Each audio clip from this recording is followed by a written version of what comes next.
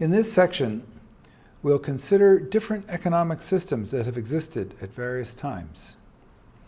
If a distinct group in society controls and lives off the economic surplus, it is called a class-based economic system. Three major class-based economic systems have existed in history: a slave system, a feudal system, and a capitalist system. I'll say more about all three shortly. There's one more economic system that has existed in recent history, and that is the system of state socialism, the system that prevailed in the former Soviet Union, in China until the late 1970s, still prevails in Cuba today. This is a system in which the state, the government, owns the means of production, owns the factories, the enterprises, instead of private owners. The economy is centrally planned by the government rather than resource allocation occurring through the market. Production is not for profit, but based on an economic plan, carrying out that plan. And a third feature of state socialism is that a small group controls decision-making in the government and the economy. Those countries that have had state socialism, the political and economic power is held by the Communist Party, top leadership, and they control decision-making. Now, there's some debate among political economists about whether state socialism is a class-based economic system. According to one view, state socialism is a class-based economic system. The top officials of the Communist Party and the government who make the economic decisions are considered to be a class that controls the surplus product. But other political economists argue that state socialism is not a class-based economic system, that while top officials monopolize political and economic power, they don't really live off the economic surplus as occurs in feudalism, slavery, and capitalism. Now, it's important to keep in mind that the use of the term class in this course is different from the way it is sometimes used in everyday speech, in the media, where class often means income group. The poor, the middle class, the upper class. That is not what class means in this analysis. There are two meanings. First, a class is a group with a particular role in production and distribution. For example, farmers, small shopkeepers. A second meaning is a group with a particular role in the production and control of surplus product. And it is this second meaning that will generally be used in this course. The image shows a peasant or serf turning over surplus product to the landowner, the lord. Here's a key point. Different class-based economic systems are distinguished, you can tell one from the other, by the means, the method by which the dominant class obtains and controls the surplus. So let me look at slave and feudal systems to show how this works. In a slave economic system, there are two basic classes. The slave owners, sometimes called the masters, who own the slaves and the plantations usually. And secondly, the slaves, who were the producers, who did the work and produced the goods of the slave system. Now, how did the masters get the surplus that the slaves produced? Well, the masters owned the producers. So whatever the people produced, whatever the slaves produced, belonged, as did the slaves themselves, to the masters. So if the slaves produced more than what was needed to maintain the slaves, the masters would keep the rest. The masters also could control the slaves' labor and, as I mentioned, owned the final product. How was the slave relation enforced? Well, the master class was armed. It had an armed detachment. There were military bodies that would keep the slaves in their position. But armed force is never enough. There were also ideas. There was an ideology. Slave systems produce an ideology, such ideas that it is wrong to rebel. In some slave systems, it was argued that the slave system had long-run benefits for the slaves, a belief in the right of the strong to rule the weak. For the U.S. Southern slave system that ended finally in the 19th century, a belief in racial superiority. Feudal economic systems emerged later in history. The ancient civilizations of Greece and Rome were based on slave systems. In the Middle Ages in Europe, the predominant system was feudalism. In a feudal system, there are two basic classes. The landowners, often called lords, short for landlords, or lords, they were the top class, and the serfs, who were the producers. How was the surplus obtained? Well, the serfs were not slaves. The lords didn't own them, but the lords owned the land, and serfs were tied to a particular lord's land, a manor it was called.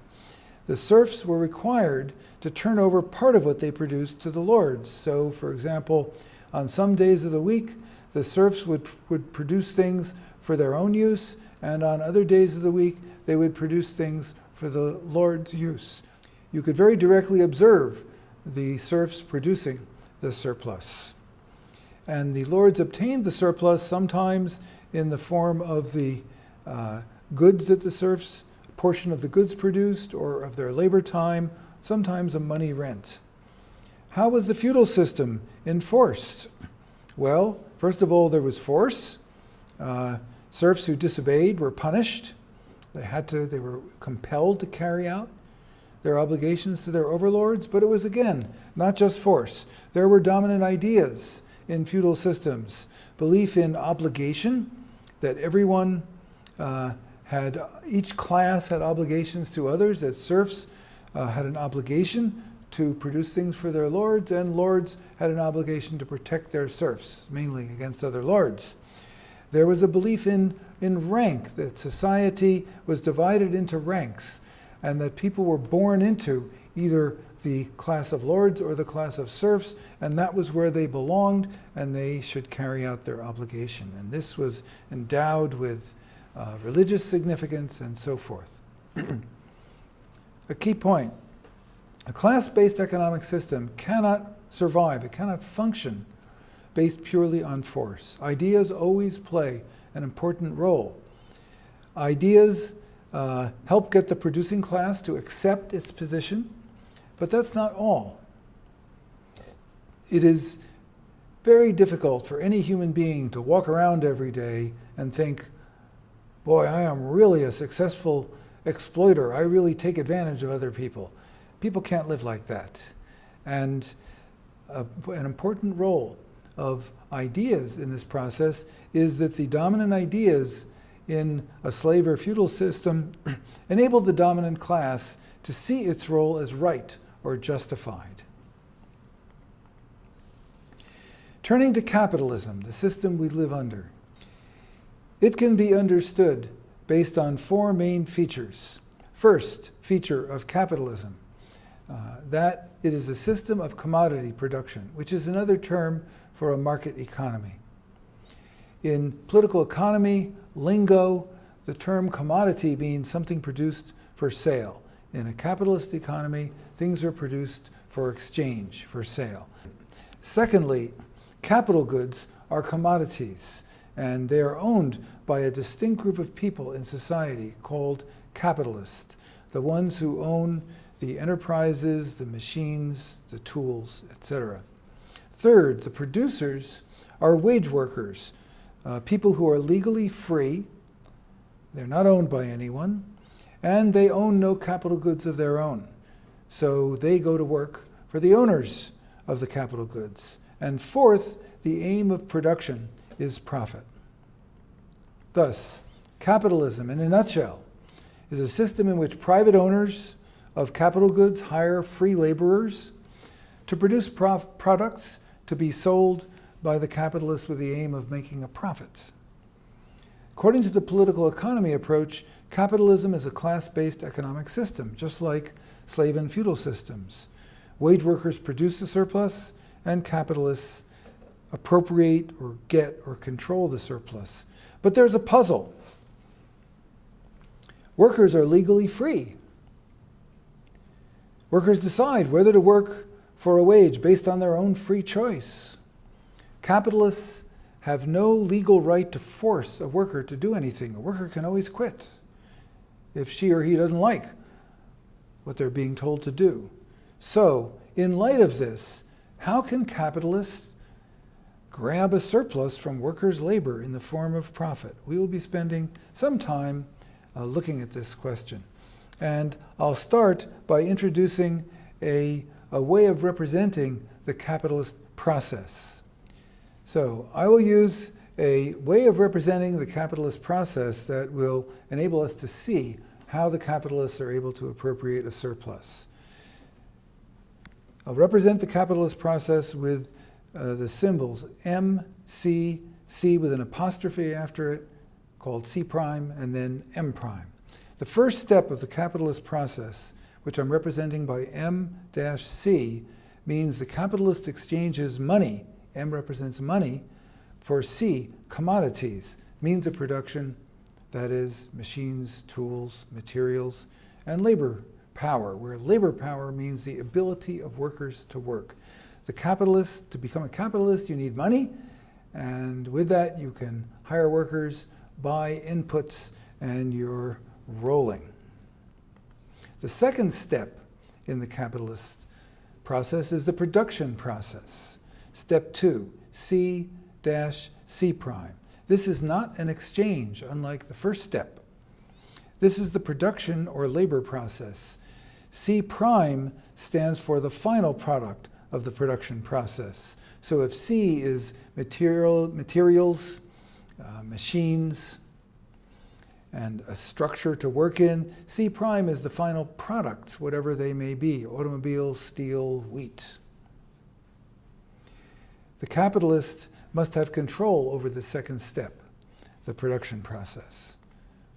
The third and final step of the capitalist process is the sale of the final product. The capitalist is not interested in a warehouse full of automobiles, steel, or wheat, but rather wants to do a final exchange for money, the revenue that the capitalist receives. For this to happen, someone must be willing and able to buy the final product. Now, why does the capitalist go to the trouble of beginning with money and ending with money? The reason is that the final M is, the capitalist hopes, greater than the initial M. That is, the capitalist ends up with more money than he or she had at the beginning. After the final M prime, the money revenue, is used to replace the money laid out to hire workers and buy capital goods. Thus, in capitalism, the economic surplus, at least initially, takes the form of profit.